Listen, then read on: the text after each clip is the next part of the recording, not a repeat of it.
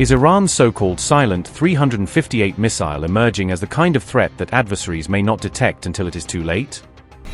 With reports suggesting disruptions to US intelligence operations, is the 358 system quietly challenging aerial surveillance across the Middle East?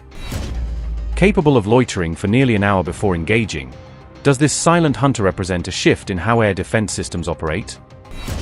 As a low-cost interceptor targets high-value assets, is Iran redefining the balance between affordability and effectiveness in modern warfare? Designed for concealed aerial ambushes, are US forces now preparing for a threat that operates with minimal warning? And as attention grows beyond the Middle East, is China closely monitoring the 358 missile amid rising tensions in the Indo-Pacific? Iran's so-called silent hunter missile is increasingly being seen as a major challenge to US and Israeli military operations. The 358 missile has reportedly prompted defense planners to reassess the effectiveness of uncrewed aerial systems in the Gulf region. During the recent conflict, the loitering interceptor is believed to have successfully engaged multiple US and Israeli drones. Particular concern has emerged over reported losses involving high-value MQ-9 Reaper drones. Analysts suggest that the system was specifically developed to counter expensive aerial platforms with lower-cost alternatives.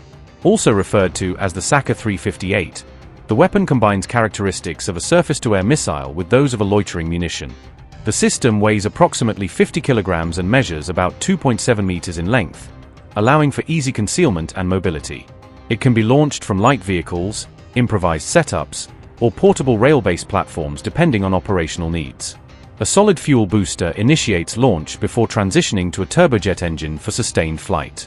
The missile travels at subsonic speeds, estimated at around Mach 0.6 during its cruise phase. It has an operational range between 100 and 150 kilometers under typical deployment conditions. The warhead consists of roughly 10 kilograms of high-explosive fragmentation material with a proximity fuse. It is capable of remaining airborne for up to an hour, enabling extended loitering before engagement. The system is designed to target aerial threats operating below approximately 8,500 meters. These include platforms such as MQ-9 Reaper, Hermes 900, Scan-Eagle drones, and helicopters. The warhead produces an effective blast radius of about 30 meters, suitable against lightly built aerial systems. A recent report by Defense Security Asia indicated that China has shown interest in Iran's 358 missile capabilities. Chinese state-linked media have highlighted the system's ability to neutralize high-value assets at relatively low cost. China's interest comes amid ongoing strategic competition in the Indo-Pacific region.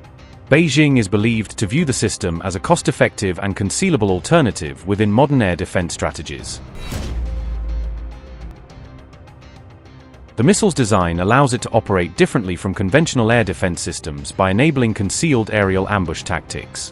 Both the United States and Israel reportedly consider the Saqr-358 a threat to their surveillance and reconnaissance operations.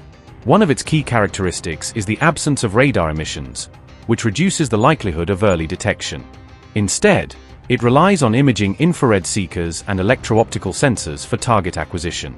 This means that platforms like the MQ-9 Reaper may not detect the missile through standard warning systems.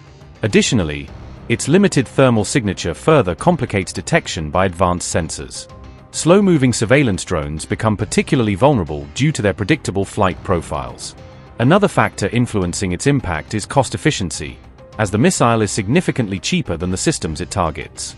Estimates suggest Iran's 358 missile costs between $20,000 and $90,000 to produce. In contrast, a single American MQ-9 Reaper drone is valued at approximately $30 million. Iran released a video on April 19 showing underground missile and drone launchers, signaling that its strategic weapons infrastructure remains active despite weeks of war. The IRGC-linked video portrayed ongoing overhaul and reconstruction work on Iran's missile and drone stockpiles, suggesting Tehran is trying to showcase recovery and resilience during the ceasefire.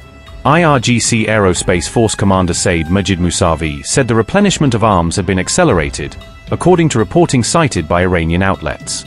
Mousavi said the pace of replenishing weapons increased during the ceasefire period, indicating that Iran used the pause to restore parts of its arsenal.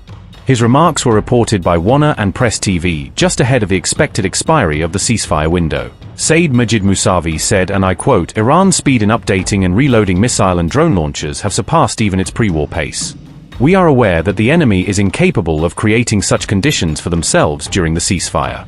Since the ceasefire began on April 11th, the United States has had to bring in ammunition from the other side of the world in a trickle. They have lost this phase of the war as well. They have lost the Strait, they have lost Lebanon, and they have lost the entire region." Unquote. Musavi's claims came after US media reports argued that Iran still retained the ability to sustain its missile capability despite the conflict. The Wall Street Journal, citing US intelligence assessments, reported that Iran still has thousands of ballistic missiles in reserve. Those missiles could reportedly be pulled out of hiding or retrieved from underground sites, reinforcing concerns that Iran's strike capacity was not eliminated.